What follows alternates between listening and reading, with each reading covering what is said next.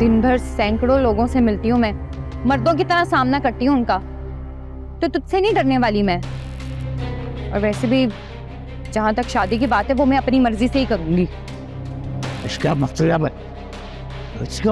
है, देख, तू मेरे को चैलेंज कर रही है, अपने बाप को चैलेंज कर रही है। ठीक है, अब मैं सेठ दाऊद से तेरी शादी कराऊंगा। ये मेरी जिद है, जिद तेरी सेठ दाऊद से शादी कराऊंगा मैं। ये देख ले, तुम शादी करा कर जाऊंगा, देख लेना तू। देख लो यार, तुम शादी कला के लाऊंगा, मर गए ना हम, ये शादी कलाएगा। और बात तो सुन राबी, तो कभी इसके सामने बात भी नहीं करती थी, तेरी जबान कैसे खुल गई इसके सामने? वक्त बदल रहा है अम्मा, और ये अब्बा जो है ना, ये बड़ा बुज़दिल है। तू डरती है ना उससे, इसलिए तुझे दबा कर रखता है। जिस दिन तेरी भी जुबान खुल गई ना, उस दिन चुप हो जाएगा ये। सही कह रही हूँ, बिल्कुल सही कह रही हूँ, ऐसे ही रहना चाहिए। सदके जाओ मेरे अपनी बच्ची पे।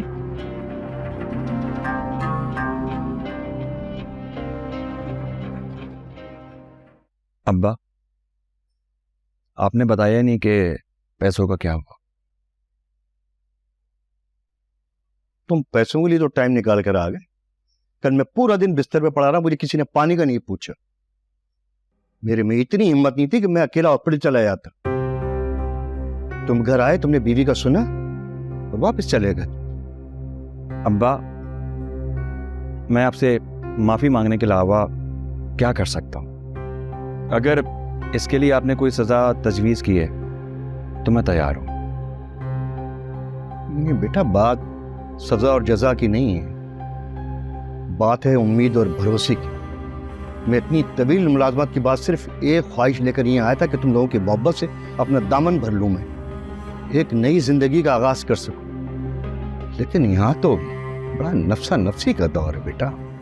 अब्बा, अगर आप नायला की वजह से ऐसी बातें कर रहे हैं तो वो थोड़ी सी जज्बाती है। एक दो दिन वहां रहेगी तो हो सकता है सब कुछ भूल जाए। इससे पहले भी तो छोटे मोटे झगड़े रफा दफा हो चुके हैं ना अब्बा।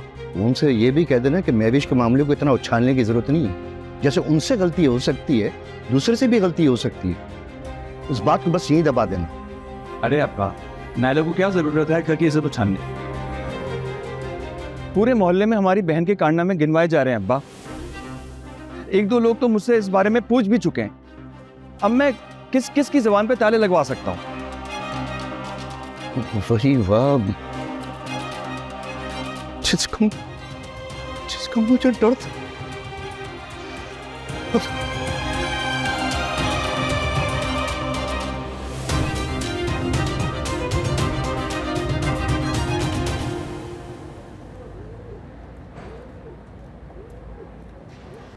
फोन उठाओ यार। हेलो नसीम, मैं वहीद बात कर रहा हूँ, महविश का दोस्त। मुझे आपसे फौरी मिलना है। देखिए, जब तक आप हमारी मदद नहीं करेंगी ना, हम इस मसले से नहीं निकल सकते। ठीक है, तो कहाँ पर आऊँ?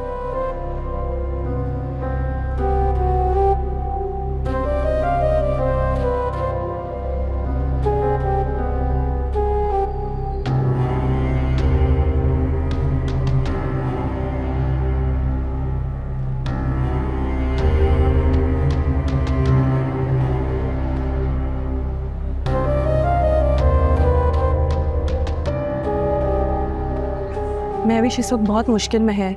मोहल्ले में लोग आप दोनों के बारे में तरह तरह की उल्टी सीधी बातें कर रहे हैं। हाँ, मैंने आपको फ़ोन पर बताया तो था, ये सब मुझे मालूम है। अब आप बताएं, मैं आप दोनों के लिए क्या कर सकती हूँ?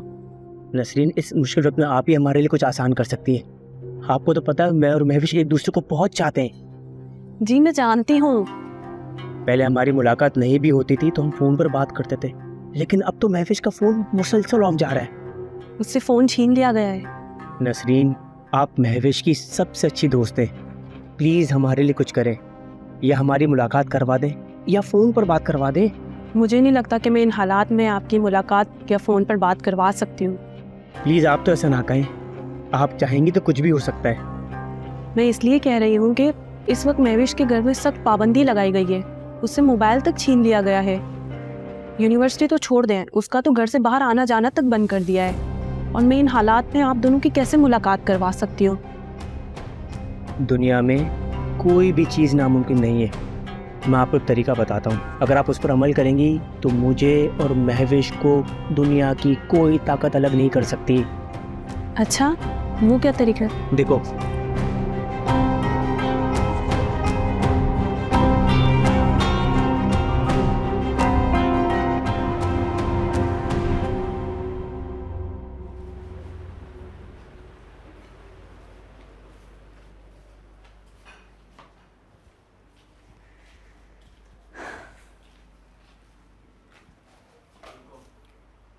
दवाइयाँ ले रहे हो ना वक्त पे?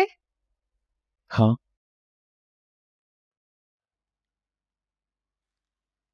तुम यहाँ जो रोज रोज आ जाती हो, इससे तुम्हारे काम पे फर्क नहीं पड़ता? मुझे अपने काम से ज्यादा तुम्हारी सेहत की फिक्र है। बस तुम जल्दी से ठीक हो जाओ। मैं तुम्हारा शुक्रिया भी नहीं अदा कर सकता। नहीं, ऐसा कुछ तो नहीं है कि तुम शुक्रिया अदा करो। यही कि तुम रोज मेरा पूछने आ जाती हो, मेरे लिए दवाइयाँ लेकर आती हो। आज तक मुझ पर किसी ने एहसान नहीं किया, पर आज मैं तुम्हारा एहसानमंद हो गया हूँ। एहसान वहसान का तो मुझे पता नहीं, ये सब मैं अपना फर्ज समझ कर करती हूँ। और वैसे भी मैं आज ये बातें नहीं करने आई। आज मैं तुम्हारे लिए एक तोहफा लेके आई हूँ।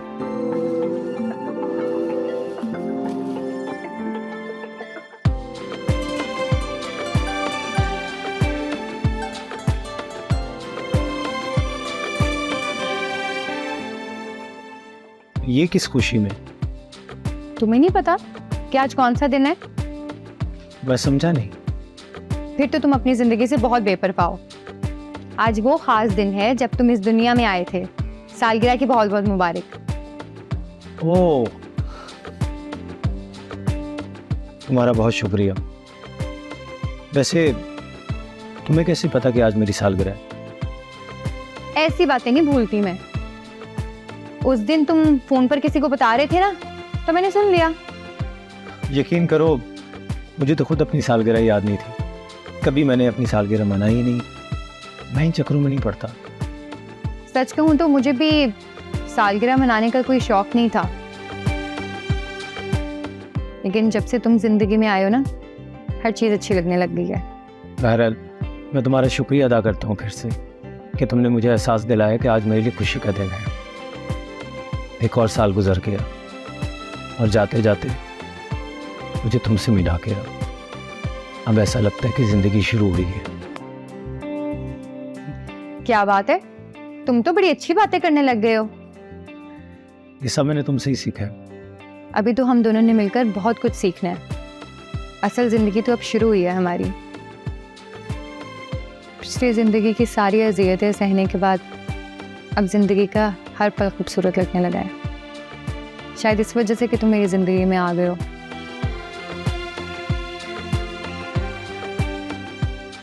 चलो एक काम करते हैं, आज तुम्हारी सालगिरह की खुशी में ना तुम मुझे चाय बना के दो। मैं? ठीक है।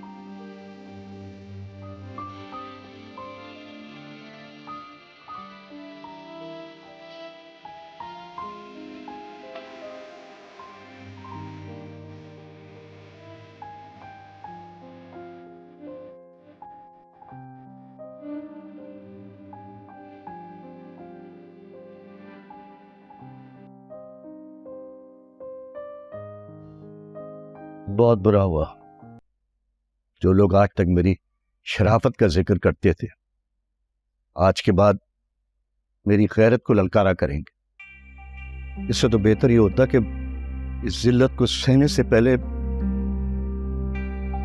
जो मौत आ जाती। अरे अब्बा, प्लीज ऐसा मत सोचें, सब ठीक हो जाएगा। कैसे ठीक हो जाएगा बेटा?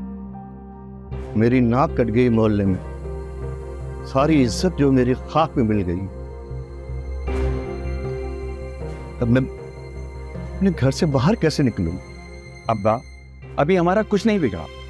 महविश खुदा न खास्ता घर से थोड़ी भाग गई है जो हमें रोना पीटना पड़े।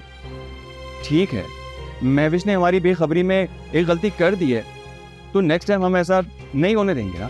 हाँ, मैं गई थी उस लड़के के घर, उसके घर वालों को समझा के आई हूँ कि अगर आइंदा उसने हमारी बेटी को बरगलाने की कोशिश की तो उसके साथ अच्छा नहीं होगा। इस दिन के आने के डर से मैं तुम्हें हमेशा कहता था, औलाद को इतनी बेजा आजादी मत दो, मत दो। तुमने आज से पहले सुनी नहीं मेरी बात। तुम एक माँ से ये कैसे कह सकते हो कि वो अपनी औलाद पे सख्ती करे? एक माँ का दिल तुम्हारी तरह का पत्थर का दिल नहीं हो सकता। पहले भी तुम्हारी सख्तियों की वजह से मेरा एक बेटा घर छोड़कर चला गया। आज तक तड़प रही हूँ उसके लिए। गलत कह रही हो तुम। वो मेरी वजह से नहीं गया, तुम्हारे लाडो प्यार की वजह से गया।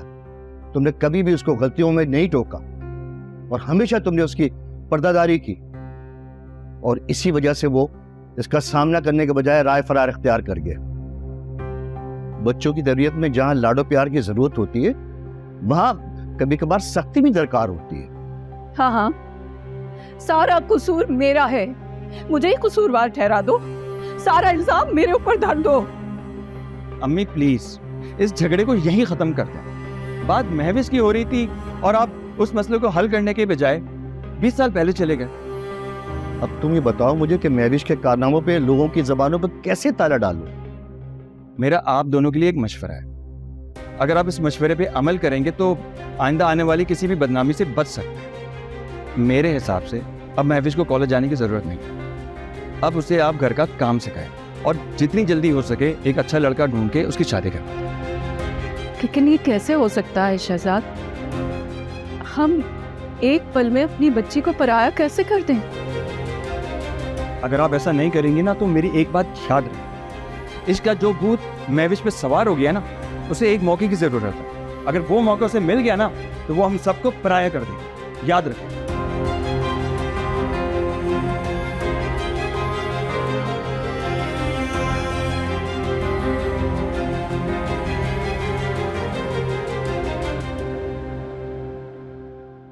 किस तरह के मर्द हो, उसे अपनी बेटे भी संभाली जा रही और रोज आ जाते हो मेरे साथ उल्टी सीधी फालतू बकवास करने के। आप तो ऐसे कह रहे जैसे मैंने चुपके रोजे रखे हुए, बस जितना मेरे से हो रहा है मैं वो कर रहा हूँ। अब राबी मछली की तरह मेरे हाथों से निकली जा रही है। राबी तुम्हारे पास मेरी अमानत है, अगर तुम्हारे हाथ से फिसल के वो जिब्रान के हाथ में चली गई तो याद रखना मैं तुम्हारे दोनों हाथ काट दूंगा। सर जी, कभी खुद को मेरी जगह रख के मेरी मुश्किल को समझने की कोशिश कर। 10,000 पेशगी देख के मेरे को बोल रहे हैं कि आप मेरी अमानत की हिफाजत करो। ये मेरे से नहीं होगा भैया। एक तो तुम साले गरीब लोग लालची बहुत हो। ये बताओ चाहते क्या हो? देखिए सेठ जी, मैं घास खा के बड़ा नहीं हुआ। मैंने तुम्हारी फालतू बकवास सुनने के लिए तुम्हें यहाँ नहीं बुलाया। काम की बात। देखिए सीधी बात तो ये है कि इस वक्त मेरे को मजीद पैसों की जरूरत है, और बड़ा मेरे को नहीं मिले तो भाई राबी तुम्हारे हाथ से क्या मेरे भी हाथ से निकल जाए। मतलब की बात करो, मतलब की। तुम्हारी फजूल की बकवास सुनने के लिए मेरे पास टाइम। सर जी,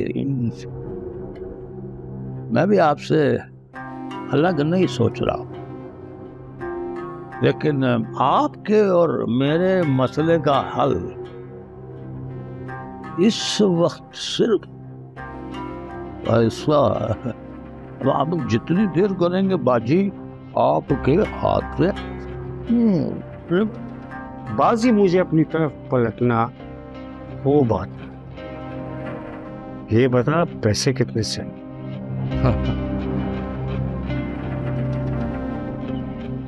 25 लाख का था।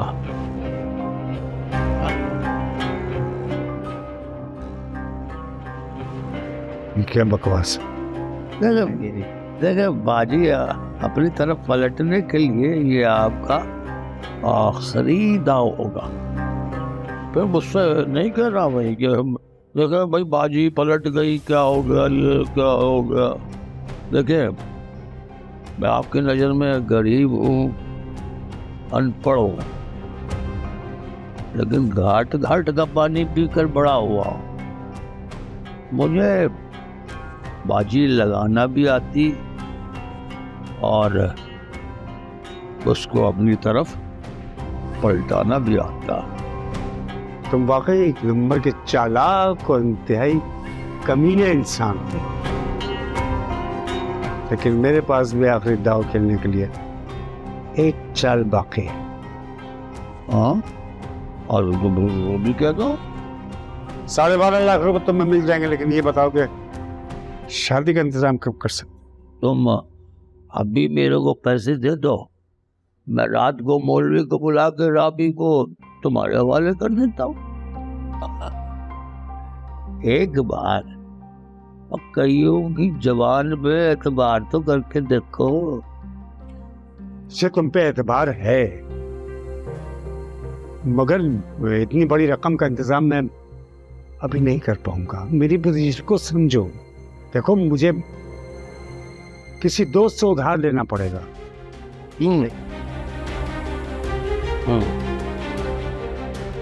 2 दिन से देर नहीं होनी चाहिए, वरना मैं किसी भी चीज की गारंटी नहीं लूंगा। मैं चलता हूँ।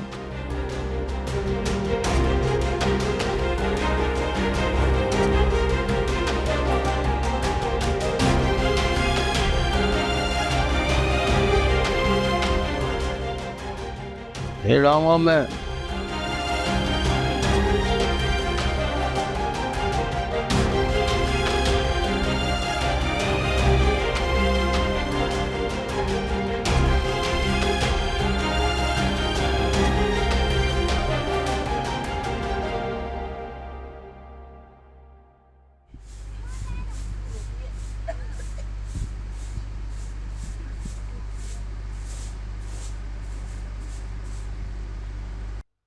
क्या तेरा भी बेटा जल्दी आ गई, खैर तो है? भीख मांगना ना अम्मा मेरी मजबूरी से ज्यादा जरूरत है, लेकिन अब मैं उगता चुकी हूँ इस सब से। मुझे कभी खुद पर शर्म महसूस नहीं हुई थी, क्योंकि मैं शर्म को घर और इज्जत को अपनी हथेली पर लिए सड़कों पर फिरा करती थी। सच सच बता मुझे, तुझे किसी ने कुछ कहा है? मुझे बता, किसी ने कहा है कुछ? किसी ने कुछ नहीं कहा, सिवाय मेरी गैरत और ज़मीर के। क्या ये बातें जहन में किसने डाली है? बताना मुझे। इंसान को कभी कभी होश आ जाता है अम्मा, और आज मुझे भी होश आ गया है। मेरी गैरत जाग उठी है। जिस शर्म को मैं घर छोड़ के जाया करती थी ना, वो आज मेरे साथ ही थी, और बार बार मुझे इस बात का एहसास दिला रही थी कि घर वापस लौट जाओ। जो तुम कर रही हो वो सही नहीं है। घर लौट जाओ और अपनी तकदीर को बदलो। क्या बोला? तकदीर? कौन सी तकदीर बेटा हमारी है? ये तकदीर नहीं है, हमारी तकदीर तो यही है बेटा, यही तकदीर है, यही घर है बस। वक्त बदल रहा है अम्मा। पहले मैं कभी ख्वाब नहीं देखा करती थी, और अगर देखती भी थी ना तो भी बस सड़कों पे भीख ही मांग रही होती थी। मगर अब ऐसा नहीं है। अपने खुद को एक घरेलू औरत की तरह महसूस करती हैं। और सच तो ये है अम्मा कि मैंने कई बार खुद को दुल्हन बनते हुए देखा है। इंशाल्लाह इंशाल्लाह तेरा ये ख्वाब सच होगा। और राबी, मैंने भी एक फैसला किया है। तेरा बाप भले हमें खिलाए ना खिलाए, सूखी सूखी खा लेंगे, भले कैसी भी जिंदगी गुजार लेंगे, लेकिन मैं तेरी शादी जरूर करवाऊंगी, देख लेना। हाँ, मगर अब्बा की फिक्र मत कर, उसको पता ही नहीं चलेगा जब तक तू जिब्रान की दुल्हन बन चुकी होगी। लेकिन अम्मा इसके बाद मुझे हमेशा आप ही की फिक्र लगी रहेगी। फिक्र ना बेटा, ना, मेरी फिक्र बिल्कुल मत करना।